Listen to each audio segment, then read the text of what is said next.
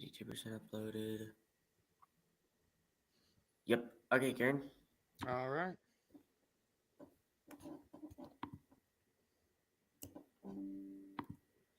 Alrighty, ladies and gentlemen, welcome back to the Beyond the Snap podcast with the two best hosts in the world. Some would say, according to multiple reports, New York Times, we are the two best in the business. Alrighty. On this episode, like we've been doing for the last couple of weeks, we're talking about individual conferences. And on this episode, we're going with Big 12 football. Again, same things we're going to be doing. We're going to do a tier list. We're going to do our impact players, our impact coach. And we have a new segment about it's going to be basically as the season goes by, it'll probably grow. But we're going to start off with something called injury report. And it's going to be talking about the effect on players that are getting injured, how long they're going to be out, when they might be expected back, and what are the implications. Yeah. So without a further of ado, I think that's the term. Let's get right into it with the Big 12 tier list. Alrighty. Kieran, to start us out, we're talking about Arizona State football. What about them should we know? So they've had some trials and tribulations the last couple of years. They have not been very good. Again, they've had Jaden Mayava, good quarterback, improving. He transferred in, and but they just lack the pieces, especially along the line of scrimmage, that their bigger brother Arizona has. They're just not as developed, as put together, and it's not quite a whole football team yet. So for me, they've got to go in bottom feeders.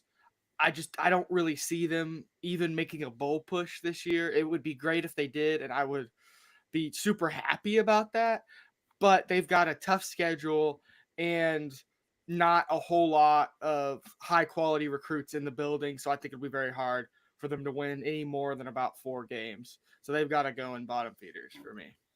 Yeah, and I totally agree with this because mainly Arizona State just doesn't have the numbers right now to be competitive, especially in this Big 12. They've seen better days. I mean, it's just a gloomy year, and they're not competitive because we're looking at teams like Utah, Kansas, who have a fully stacked roster, have, according to some, including me, Heisman candidates. Like, they are top tier, like, talent. But Arizona right now, I mean, the most recent thing I think they've been known for is the fact that Jaden Daniels transferred out of there to go play at LSU. So they're probably going to be in the bottom feeder tier for a while, but they could be on the rise. It's just I don't think so. Not for a while, and definitely not for this year.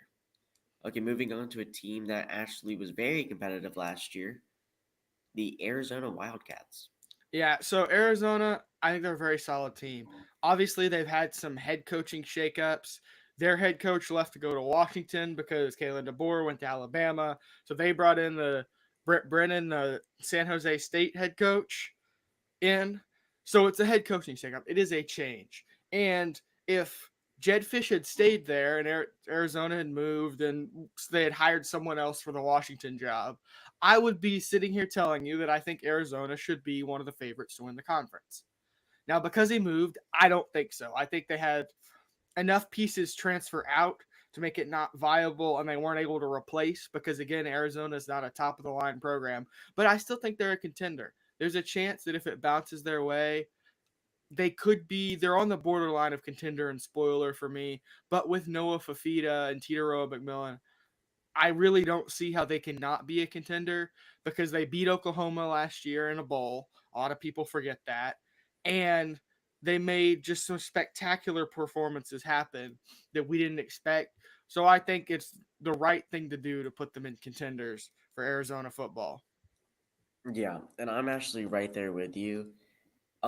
Arizona, especially this year or last year, I guess the biggest question everyone came in thinking was like, was last year a fluke?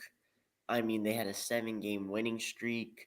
They were the surprise team. I don't think anyone expected them to be this good. And I guess this year it's also that question like, was it just a one time thing? Are they really back? And on the backs of Nova Fida, probably arguably one of the best quarterbacks in the league, Tito McMillan, who's going to honestly be knee deep in the NFL next year. You have an incredible offense to build around. Jed Fish is doing amazing in the recruiting section and transfer portal areas. And then lastly, I believe they brought in a new DC. I could be wrong, but I think his name is Dwayne something. Last time I read about it, he was at Texas. Um, I believe he was a long time assistant at Texas, and I guess that just bolsters your entire team. So definitely look at these guys to be contenders. Maybe on the cusp of being the champions, but there are just a couple teams that I see being a little bit higher. Alrighty, coming back home to Waco, to the Baylor Bears Nation. Kieran, what do we think about them? Yeah, so I think Baylor takes a step up this year. Um, they've got some solid players. They're beginning to get more bodies on campus, better recruiting style, and more of that, which I think moves them out of the body feeders. They've struggled in the Jeff Aranda era, but I think it'll be a little bit better because if not, honestly, he's a top hot seat contender. So I think they're a middle of the pack team. I don't think they break into spoiler quite yet, but I think they could be a solid middle of the pack team in the Big 12. Yeah. Um, why is it not? Okay, there we go. Yeah, Baylor. I mean, they've seen better days. Of course, we all know that when they had the legend RG3. Now that Matt Rule, the defensive coordinator, left Baylor, or no, what am I talking about? I'm talking about the coach Dave Aranda. He was the defensive coordinator that took over Baylor after Matt Rule left, Yep. and that's when they were 11-3 with Matt Rule. Just keep that in mind because he had a phenomenal season back then. But I mean, Baylor honestly has been on the decline for a while. They haven't been producing to the way they should be. The receiving core should be a little bit better this year, but besides that, Baylor has seen better days. And honestly, they're just gonna. I don't think they can contend with some of the other teams here. Alrighty, Yep. moving on. We have the Mormon School of BYU. Kieran, what about them makes them special? Well, they have what I think has always been an underrated roster. Last year they were dangerous in a lot of games. They were able to take people to the wire. They were able to honestly just be a solid contender, which almost makes me want to put them in spoilers.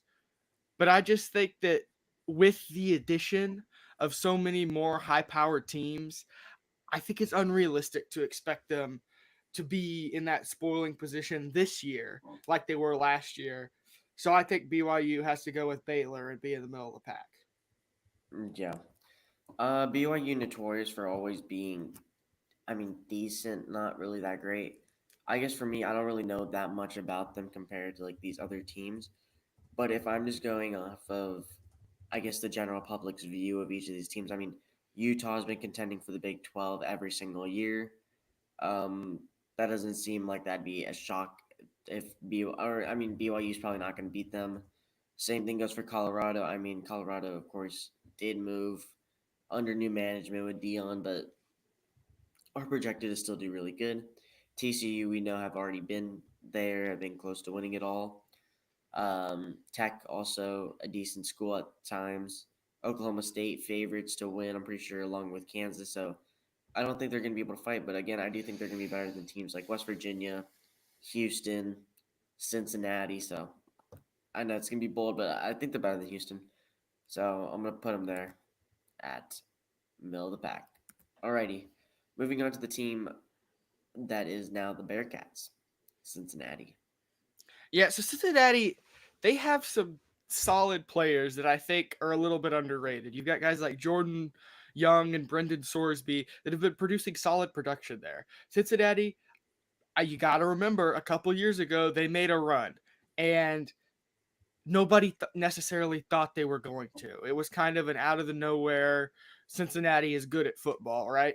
And they struggled last year in the Big 12, but I think they'll improve this year. So I think honestly they're another middle of the pack team, bordering on spoiler, but I would say I have a little less confidence in the Bearcats than the other teams that are kind of going to be put in this category.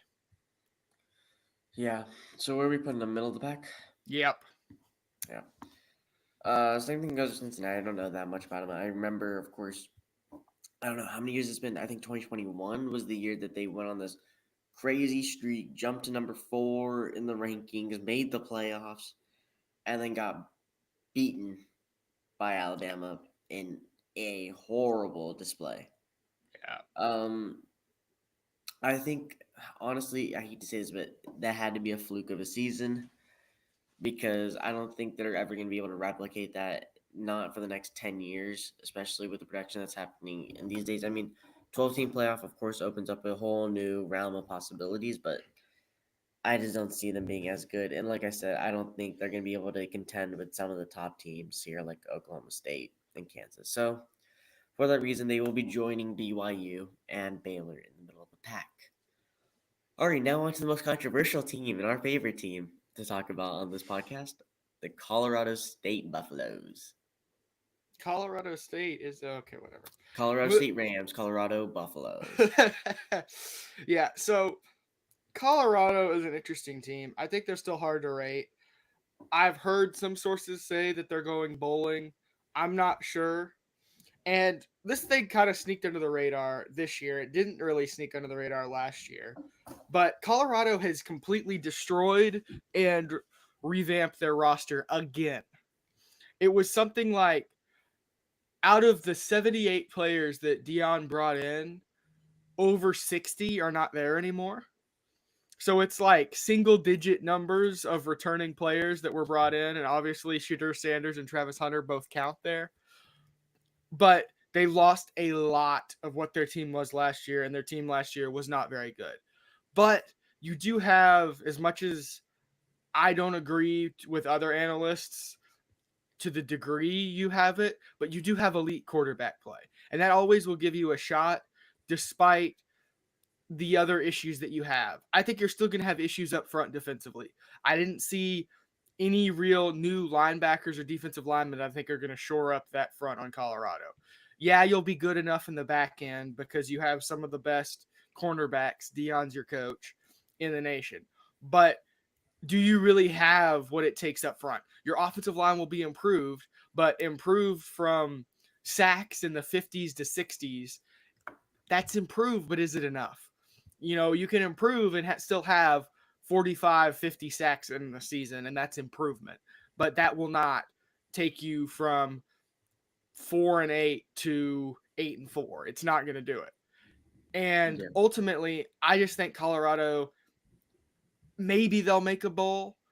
You can argue that they should be in middle of the pack, but I think here I would put them in spoilers just because you have that elite quarterback play, and if the O line decides to block, maybe you could win a game or two against a much better team. Okay, yeah. So, I mean, there's a lot to say about Colorado. Last year, they had a phenomenal season with all things considered. And that is largely due to Deion Sanders. We have to give him his flowers whenever he deserves them. Dion transferred over from Jackson State, the HBCU, to coach Colorado Buffaloes. And honestly, he turned the program around a little bit, I will be honest. Colorado State, or Colorado, I keep saying Colorado State for some reason. Colorado started off that year in 2022. I believe they started off like 0 or 2 and maybe 7. 1-11. 1 and 11. Yeah, even worse. And immediately, the first thing Deion Sanders did was beat the runners up in, in the last year's finals, in the last year's championship game. Then go on like a 4-game winning streak, inevitably ending up with Oregon getting pissed and showing them the right spot in town. But there's a lot to say. A move to the Big 12 may have been beneficial. I mean, with the Pac 12 now closing, um, what to say about them? Like Kieran said, a lot of the players transferred out of the school, including five-star cornerback Cormani McLean, who's supposed to be like the next Travis Hunter. He left to go to Florida, so that might tell you a little bit about the culture over there. I feel like honestly, Colorado is more of a social media school, and the fact that a lot of this hype is just coming from the fact like, oh, Deion Sanders, greatest cornerback to ever play. Oh, look at his two sons. Oh, Travis Hunter, and all this nonsense. Yeah, I honestly don't think they're going to be that great. I don't think that they're going to be respected by these other teams, and that's going to give the other teams an edge and really like the extra effort to beat them. But again, you don't really know what's going to happen. It's a social media team. I mean, you want me to be honest? This team is going to be a weird similarity, but this team reminds me of Jake Paul, the famous YouTuber turned boxer. because when he started his career, it was all about the hype. Oh my god, this weird YouTuber is now a boxer. He's not going to be any good. Blah blah blah. And then look what happened last year. He started fighting people. He's not fighting Mike Tyson. Colorado, same thing. Colorado went to TCU and beat TCU at home. So I feel like it's a team that you honestly can't predict that well, but for where they're at, I think it's fair. They're spoiler. They're better than the middle of the pack, but I guess it'd be just too much if we gave them contenders. So they're gonna stay right there. Anyways, enough talking about social media teams. Moving on to Iowa State, the Cyclones. Yeah, so Iowa State is, I think, one of the better teams in the Big 12 this year. I think Rocco Becht is an up and coming, incredible talent. And in the years to come, he will make a lot of defenses look very, very silly. But I also think that Iowa State has a chance this year to contend for the title because of how disrupted everything is. They their schedule's not a cakewalk, but it's fairly manageable. So at the end of the day, I think Iowa State deserves to be in contenders. I think there's certainly a Big 12 where the ball bounces their way and Iowa State ends up in the championship and maybe even wins the championship. So I think contenders is the right place for them. Yeah. Okay, so the only part contenders is a little bit high. I can't lie, but I I love the mean, Cyclones. what did I say? I said all I said was I love the Cyclones. Oh yeah.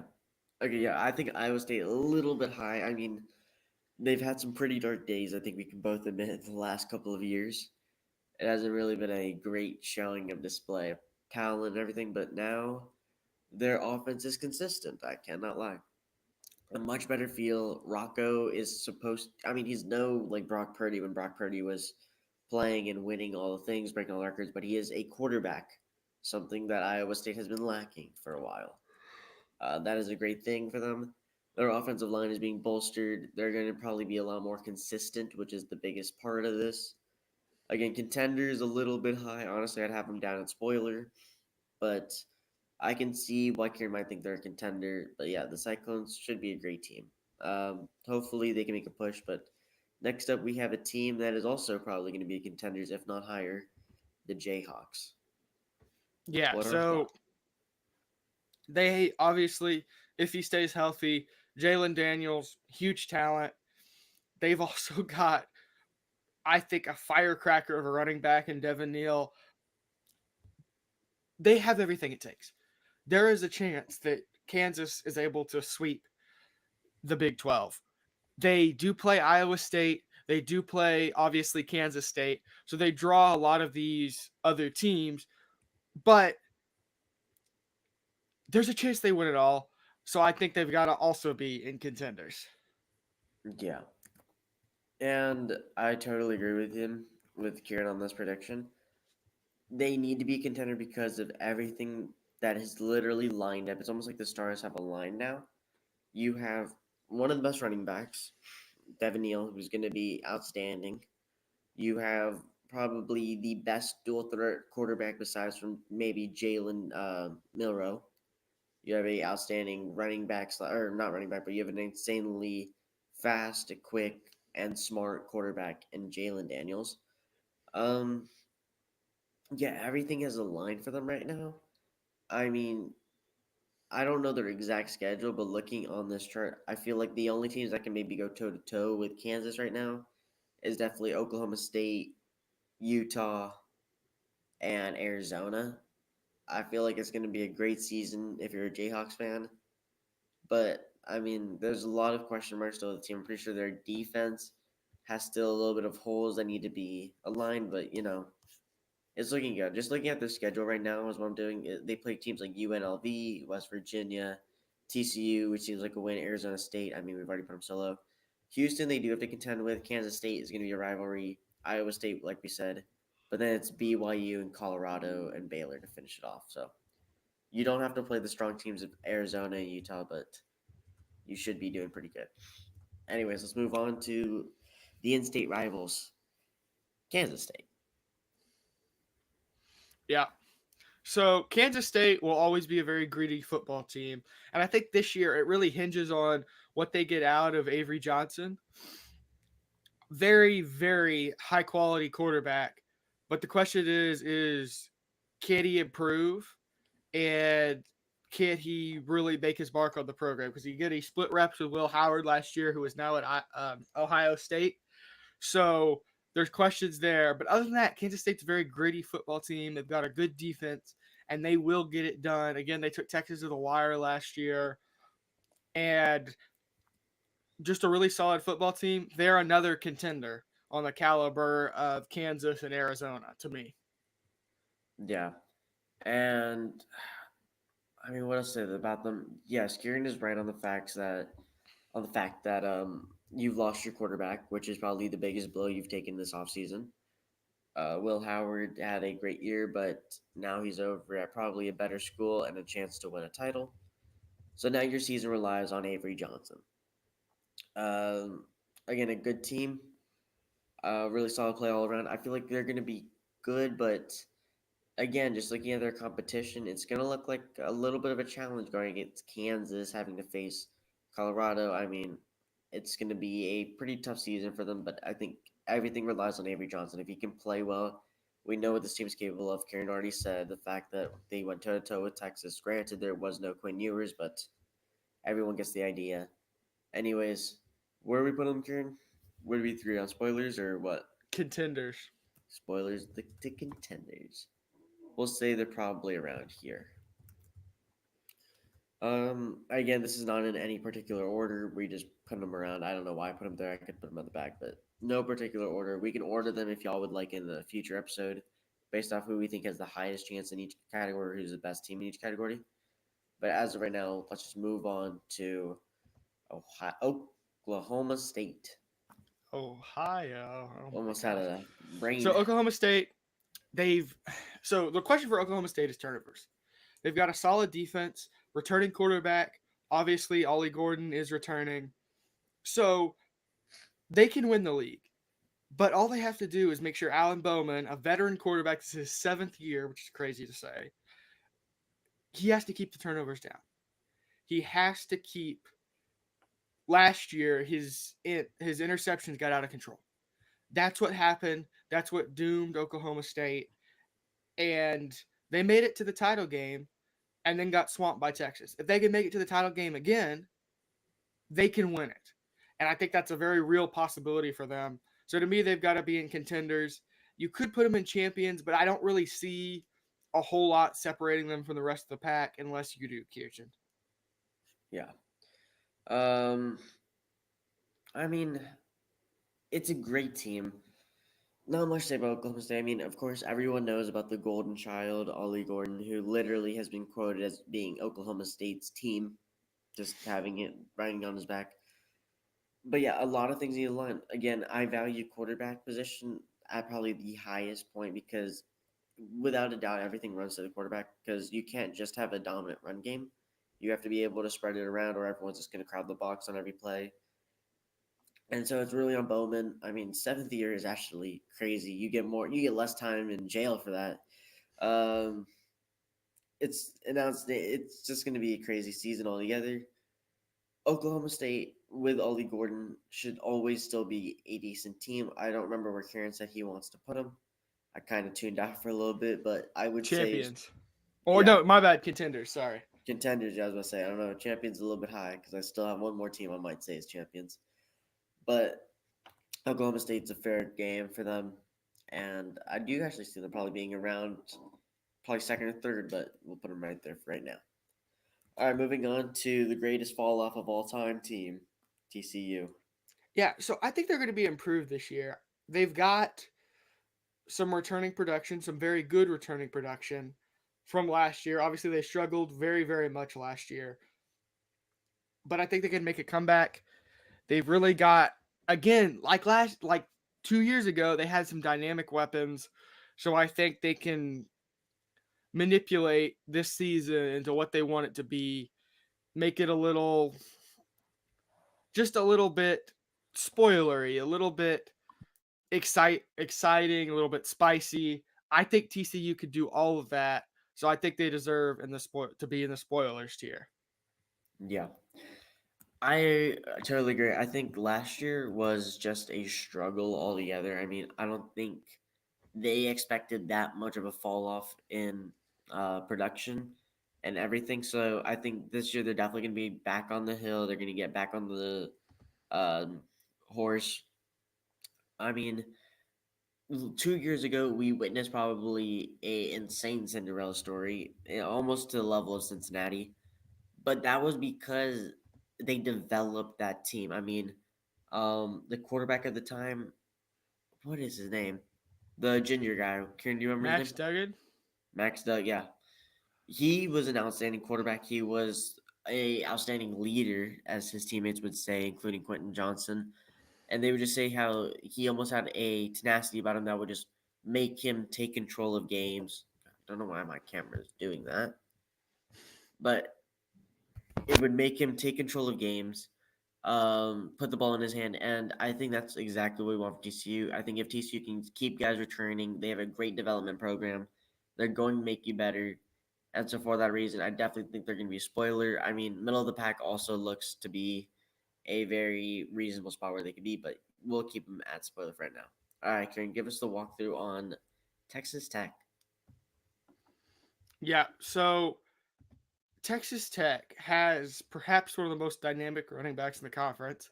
And again, if you ask Dave Campbell's Texas football, who maybe was somehow premonition about something we'll talk about later, but is the best running back in all of Texas. Very solid back. He's got lots of depth, lots of range at that position. They have, I think it's a solid offense.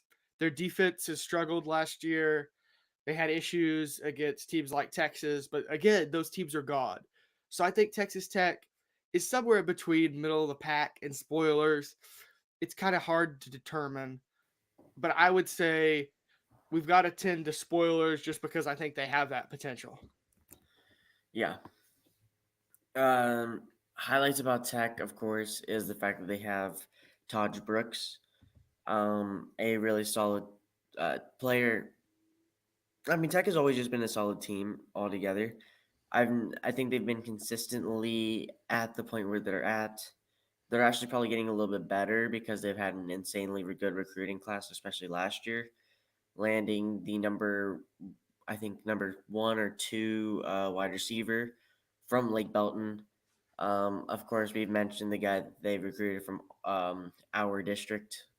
But yeah, I think they're going to be a solid team. They're going to be able to play their expectations, and hopefully they'll be able to take out one of these topper teams and make it a good fight for the season.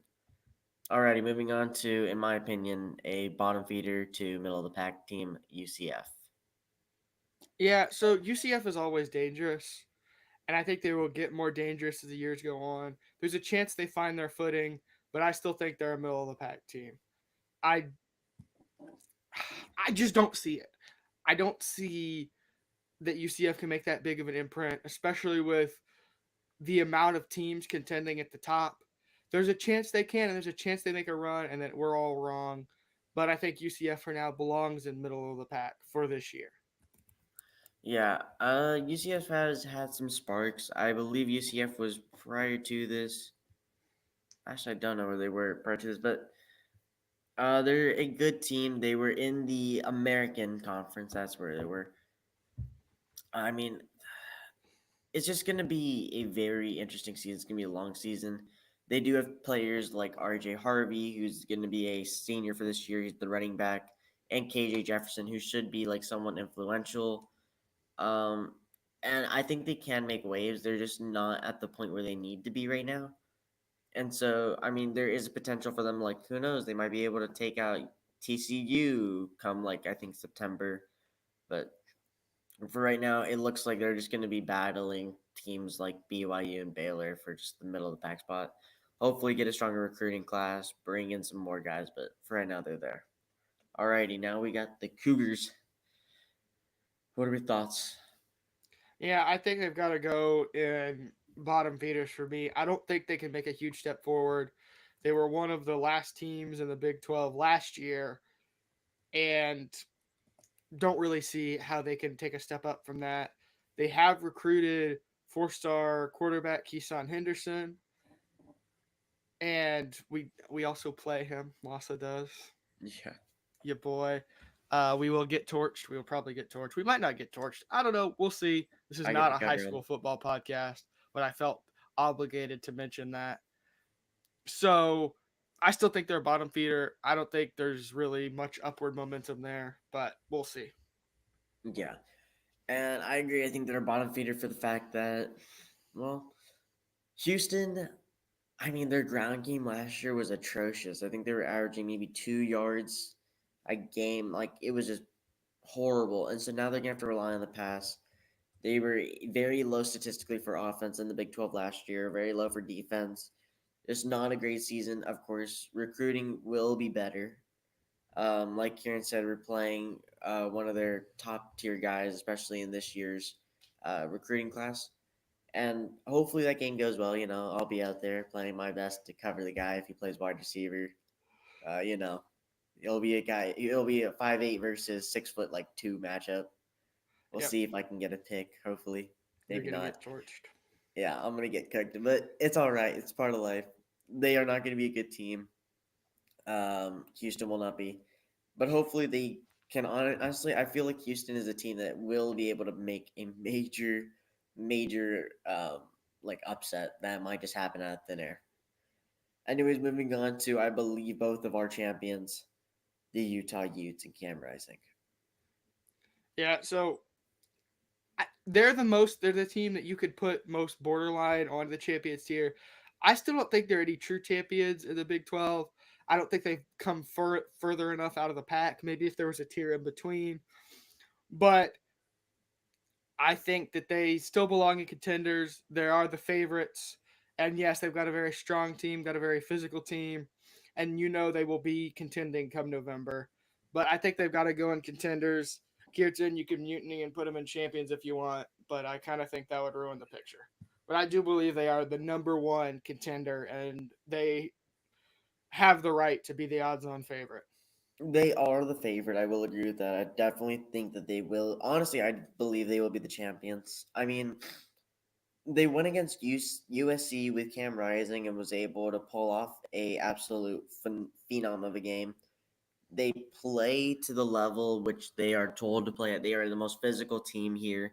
I think they are also the most experienced team. Again, like I said, I value the quarterback position. I think Cam Rising, besides from Jalen Daniels, is the best player. Just the fact of all the information that he knows, everything that he has in his game. I mean, I think he's the most complete. And honestly, if he wasn't as old, I would say probably the most NFL ready. And actually, I kind of like what Kieran did here because there is no true champion. But the only way I would honestly set it up is I would say it'd probably be a series of that. I feel like Maybe. that would also be another way the cookie could crumble. You could say there are Yeah. four potential champions. I mean, it's either way you look at it, but I would say these are your four teams. Kieran could also disagree with me on this part, but I think if I had to set it up, it would be something like this in that order Yeah. for at I'm least the inclined to contender agree with you spot. as well. Are you ready for the West Virginia fight? Yeah, let's love it. Kieran, where do you want to put them? Spoilers. Are you kidding me? Well, so West Virginia was really good last year. I They were know, but sneakily in the hunt for the title game. Garrett Green, breakout season, and they go to Penn State. And I believe it is either week 1 or week 2, but they could upset them. It is in Morgantown, and there's just too much. I mean, I think they're very much there for the upset. There's a chance August 31st at 11 a.m. The Mountaineers will be taking on the Nittany Lions. And if Penn State falls, it could happen. They've got just enough, I think, to do it. I think they've got to be in spoilers because there's a chance they take down one of the contenders in what is an epic game. And the best football in America is played in the Big 12. okay, I am gonna have to disagree here. Honestly, I they had an amazing season last year, no doubt about that. but I don't see them being a spoiler. I see them more of a middle pack. For the sake of argument, we'll put them in spoiler. The only reason I say that is because, again, it's so hard to judge a team off of one great year. I mean, especially this year, we get a new Big 12. We got a new, honestly, more competitive Big 12, as you can see by look at all our contenders at the top. And so I don't know if West Virginia is going to be able to last. I mean, their coach finally got the breakout season he wanted. You have players like all your new, you have Garrett Green, who's going to be your senior quarterback coming back, but you also landed, what's his name? Let's see if I can find it. Aiden Garnes. He was a cornerback from, let's see where he was from. He was a great cornerback from Duquesne. The big thing is that I think you're going to be really strong at the cornerback position, especially because you have another cornerback that's going to be great there. Your pass rush was somehow insane last year, and you leaned into that like so much. But honestly, I think it's going to be like one of those TCU years. Like, okay, everyone was maybe surprised to play you, and that's why you won. No one was really expecting a very competitive game, meaning like they thought that they had a chance, and it turned out they didn't. So I think a lot of teams are going to come more prepared for West Virginia come the season. I see them probably being on the same level as Baylor and all them, but we can keep it there. Anyways, that wraps up this part of the segment. As you can see, different idea than what a couple of our last episodes. You have a much more competitive field on this one. As you can see, we're top heavy, but it should be a phenomenal season. Alrighty, now let's get into our next segment, our impact players segment. Kieran, let's hear them. Yep. So my first impact player is Avery Johnson. Again, quarterback for Kansas State. If he has a big year, if he's able to step up, become a dark horse for any number of awards, Kansas State could have a big year, and I think he's what their team is hinging on right now. Yep. Moving on, we have, of course, the main man, Ollie Gordon. Arguably the best, if not, actually, I'm going to say the best running back in the nation. Averaged an insane amount of yards, went crazy. I mean, there was some issues that he had this offseason that were addressed by the public. I believe he had maybe a misdemeanor of some sort, but apparently he's talked it over with the coach. They are on the same page. He's ready to get back to work. Forget all that nonsense that happened, and is definitely going to be the one of the biggest players, if not the biggest player in the Big 12. Mm-hmm. Yeah, so next I've got Rocco Becht, another quarterback. I know it's unusual for me, but very solid. He was a freshman last year, looking to improve, get a little more consistent, but he had flashes of brilliance, and he can be all brilliance this year and lead Iowa State to a potential Big 12 title. Yep, and next up we have Arizona's teammate, not Noah Fafita, but this time Teodoro McMillan. Teodoro McMillan, I believe, is going into his junior year. Had an outstanding season last year with over 1,500 or 1,400 receiving yards. He is definitely going to be a 1-2 punch with Noah Fafita that you're going to have to maintain. And a lot of teams are going to have a trouble covering him, especially these weaker Big 12 teams that don't have a developed cornerback room and secondary. So he's definitely going to be able to eat. Okay, Kieran is up. Yeah, so I got Taj Brooks, really good running back, solid one cut back. He's been able to run with power at times too and cause a lot of teams problems. And he's back for another season to star in that Red Raider offense. Yep, next is Jeremiah Cooper. He is the defensive back for Iowa State. He actually had a great season last year. He had 46 independent tackles. His big thing, though, is that he's an interception, he's a ball hawk. I believe he had around 5 interceptions last year and a forced fumble. He's definitely going to be one of the guys that you want to put against Tito McMillan, against all these wide receivers, because he's definitely going to be a very big asset in the backfield or in the secondary. Alrighty, that wraps up that part of the segment. I don't believe we have anyone else to discuss. So now we're going to go to who is our coach and player of the year. For me, it's Matt Campbell and Rocco Becht. Again, very, very high on Iowa State. It could turn out poorly, but we'll see. I will also agree with Matt Campbell part. I think that he's going to be a phenomenal coach. The only part I disagree on is maybe the Rocco. Disagree on Rocco because of the fact that I think that it's going to be one of these running backs. Of course, the quarterback position is always so intriguing, but honestly, I feel like it's going to be Taj Brooks. I think Texas Tech has now eliminated its biggest enemy in Texas. And so now, honestly, they might have the perspective that it's their year. I think Todd Burke is going to have an amazing season, especially with the idea that someone else is ranked above him as the running back one. So I would have to say it's Todd Brooks. And All lastly, right. we're going into our next segment, and this one is called the injury report. Um, let's see it, Kieran. What do we know about the two guys that are in the injury report right now? Yeah, so the two biggest injuries that have happened in camp, well, CJ Baxter was injured, I believe, on last Tuesday during practice. He will be out for the season, tore both collateral ligaments in his knee, and will have to have surgery. It could be the end of his football career, but hopefully he'll be back toting the ball a little bit at least for the Texas Longhorns. That means you're going to have guys like Jaden Blue step up. They have a deep running back room. You've seen them rotate and play running back by committee a couple of years, but they had leaned more on CJ Baxter, and he had been incredible for the Longhorns. But they're going to have to now lean on Blue. But it looks like he's up to the challenge, and potentially it won't be a huge loss, but it is still obviously a big blow for the Longhorns.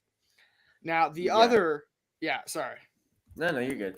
I was just gonna say because CJ Baxter was a part of a really dynamic offense, which you're having this year, especially with the likes of Isaiah Bond, CJ Baxter, and he was just a really big element for the run game. Just basically just to not keep the team top heavy in receivers and having to cover the secondary. But now that he's gone, again, there's gonna have to be some guy that has to fill the hole. Luckily for Texas, you have good depth, but that's about it. Karen, what about Ruben Owens? Yeah, so Ruben Owens again, starting running back for Texas A&M. He also experienced some kind of a lower body injury and is expected to be out for the season. This was less confirmed. This happened more recently, I believe, in a scrimmage yesterday. No, Yeah, Saturday. Saturday. Um, and he will be out for the season for Texas A&M. It is not a good time to be a running back in Texas. Um, yeah, it could be rough, but seeing as both of these teams have lost their number one back, it really questions your depth, right? Texas A&M has very talented players at the first and your first starter position, but not as much depth as Texas does. So you'll see how that affects the teams going into the season. Obviously, huge losses for both teams, and the injury monster has bitten again, as it always does. Yeah. And the sad part is that he was on the SEC All Freshman team, so that's just that's even sadder news because he's gonna have to miss out on his entire sophomore year. Wishing him a speedy recovery because I think the Texas A&M is gonna have a really good. I mean, after Devin A. Chain now, Ruben Owens, I feel like the running back position is gonna be well needed, especially again to keep your team dynamic on both ends and versatile. Anyways, that wraps up this episode. I know we didn't do a bold prediction unless Kieran wants to. Do you want We to? gotta do a bold prediction, Let's get it man. done. It was in the sheet. Come on, and I have a spicy, spicy one. So my bold prediction, and this may be a bit of a throwaway, but I did talk about it earlier, is that this is a really rough one. I'm choosing between two different, very dynamic bold predictions. One of which will be featured, and the other one will die in the depths of whatever to never be seen again. But my first one, remember, they have to be Big 12 related. My bold prediction is that Penn State goes into Morgantown on week 1 and falls to West Virginia. That is a good one. I wish I would have thought about this harder. This might be a throwaway too because this might You know, be. I could give you a free one, but it's going to be Iowa State related. No, I don't want a free one. Um, I'm doing a little recon on Oklahoma State. What is their head coach's name? Mike Gundy. Mike Gundy. Here's a throwaway one because I'm probably totally incorrect on here. I honestly think Oklahoma State's gonna have a really bummer of a season. Well, I mean, I don't think so personally, but I think that's gonna be a very bold prediction. I think if they have a below 500 season, especially in the ACC, with the likes of Ollie Gordon and all them, Mike Gundy will be fired, if not on the super hot seat. So Mike Gundy fired after Oklahoma State goes under 500. Is that your Yep. prediction? Yep. Oh my lord, that is two very very spicy predictions. But yeah, we'll see come week 1 whether I get a point or not. Exactly. That'll be the first one that we'll see. And I believe that game is played August or September, what, 3rd? 31st. August 31st? Dang. And Season's kicking off also, sooner than later. I know a lot of people don't count week 0, but we are proud week 0 fans. 0 is a number, 0 matters. And that means we are 12 days away from the first college football game of the 2024 season. And that means we've got one more podcast episode. So the next episode, we got Big Ten and we have week 0 previews. Week 0 previews. It'd be We've made insane. it. The long wait is almost over. Kirtan, do you have anything else to say other than subscribe and thank you for watching? Subscribe and thank you for watching. Perfect. Alrighty, we will see you in the next episode. Peace. Will do.